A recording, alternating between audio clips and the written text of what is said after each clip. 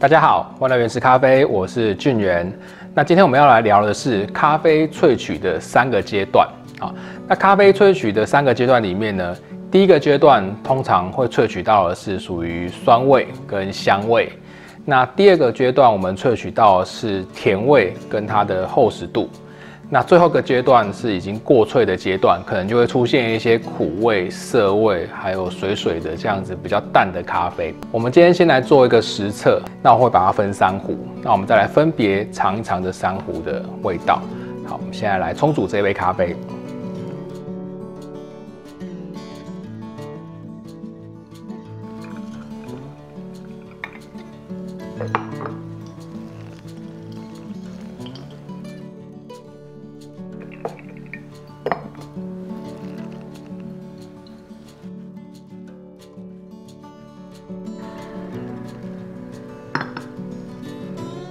那我们刚冲煮的过程呢，我们分了3壶啊。那第一段是我右手边这一壶，那它这样子看起来，它的颜色是比较深的。好，那中间这一壶颜色就稍浅一点。那左边这一壶是最后的这一段，颜色是最浅的。好，那我们来喝一下这3杯的味道。我先喝第一杯。那第一杯的味道它是最浓，然后它的酸味比较明显。那香气也比较明显，那带有一点点的甜味。好，我再试试看第2杯。好，那第2杯的味道跟第1杯就稍有不同哈。第2杯的味道它是甜味比较明显，那也是我们萃取到中段的时候哈，主要是在萃取这个厚实感跟甜感的部分，它的香气就没有第一段这么强烈，酸味也没有第一段这么明显。那它的咖啡的这个浓度哈，虽然它的口感上是有那个厚实感，跟浓度感觉是稍微已经比第1壶淡了一点。好，其实我们看颜色上它也是稍微淡了一点。那接下来我们试试看第3杯。好，那第3杯它就非常的淡，好，就是咖啡水的味道已经太淡了，而且它开始有一些比较偏苦涩的味道，就比较明显了。好，所以像我这杯喝完，我嘴巴里会有一个涩涩的感觉哈。那我们在萃取咖啡的时候，哈，所以之前有朋友在问说，为什么有些人冲咖啡的时候是会让咖啡完全滴漏完？那有些人在冲咖啡的时候，他是让咖啡滴漏到一个程度之后，滤杯上面还有水的时候，他就把滤杯移开了。好，那其实就是因为我们在抓一个界限，这个界限就是在第2壶跟第3壶之间。好，因为前面的这个酸香，好，那跟第2壶的甜都是我们要的味道。但是第3壶的这一个已经过萃的又淡，但是又苦又涩的咖啡是我们不要的味道。好，所以当我们如果在注水的水量一开始就设定好它的总注水量滴漏完，刚好会停在这个地方的时候，好，第2壶跟第3壶中间的时候，那它就会让它滴漏完。那有时候我们的总注水量是会注比较多的，好，有一些手法的关系，或者有些人的习惯，我们会注多一点。那但是当它滴漏的时候呢，我们就用观察的方式。去看它的量到什么地方了，到了这个界限的时候，我们就把滤杯移开。那希望后面有多的这一些比较淡，然后又苦涩的咖啡，不要跟前面的咖啡混在一起。好，所以这是2种方式哈，其实都在做同一件事情，就是我们在萃取咖啡，都希望它能够获得到最多的甜味，但是它开始要转出有这个苦涩味的时候，我们在这个时候把它停止萃取。好，那这个时间点到底在哪里？其实就要看每个咖啡师的经验。有些豆子，如果我们咖啡师很熟练的时候，其实我们大概知道说多少的粉水比萃取出来，刚好就会在这一个甜味最多还没有开始出现苦涩味的时候，我们就可以直接去设定那个粉水比，让这个水完全的流完的时间点刚好会停在这个地方。好，那有的时候我们是会靠观察的方式，我们会去看这个粉跟水结合的状况。啊，有时候到了后段，它粉跟水已经分离开了，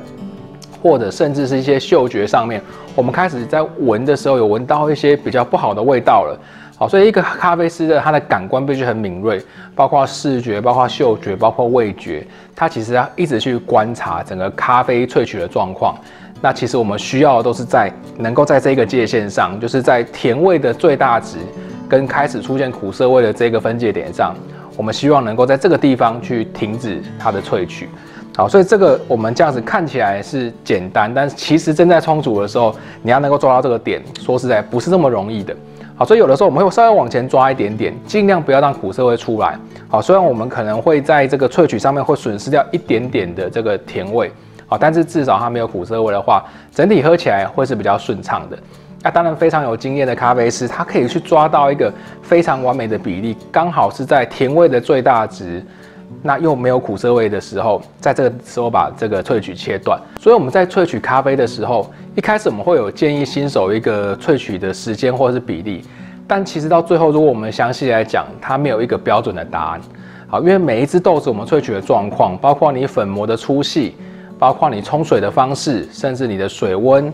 甚至你选择的滤杯，有太多的变数，都会影响到你要怎么去判断萃取到我们要萃取的这个位置。好，所以其实它会变成是我们需要去观察这个豆子的状况，甚至你同一只豆子，你有可能每一天，因为豆子也是会一直在变化的，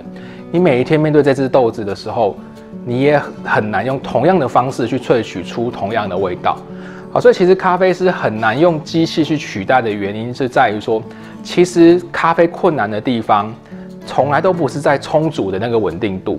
好，其实一般人只要经过一定的训练，那个稳定度都是训练得出来的。好，那当然机器可以复制的是这个稳定度，但是机器无法复制的是咖啡师必须在那个当下去观察咖啡的状态。那我们要观察状态的原因，就是因为我们希望它的萃取能够切断在这一个地方。那这个东西是机器无法取代的，所以这就是咖啡师可贵的地方，因为它必须在这个众多的变因里面去做一个判断，最后去把它萃取到一个最适当的位置，这也是机器所无法取代的。好，所以大家如果在家里想要试试看的话，也可以用类似这样的方式，在一次冲煮里面，我们把它分3壶。那这3壶里面呢，我们去找到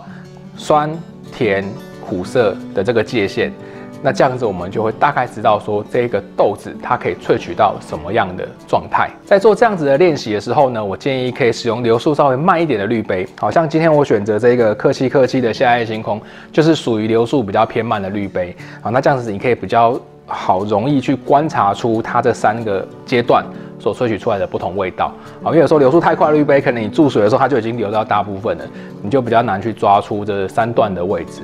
好，那当然这个是属于给如果你很有心想要去更深入研究咖啡的朋友，你可以去研究这个3阶段的萃取。那最重要的是我们要抓到萃取到最大甜味的这个点。好，那这个是咖啡师我们其实终其一生在追求的目标。好，那当然有些朋友他不想要这么麻烦的，其实我们基本的冲煮法就可以冲煮出一杯味道不错的咖啡了。好，但是如果你想要追求这个香甜最大化，但是又没有苦涩味的话，其实我们练习的点就是在抓这一个萃取的比例、萃取的时间，什么时候要去终止它的萃取。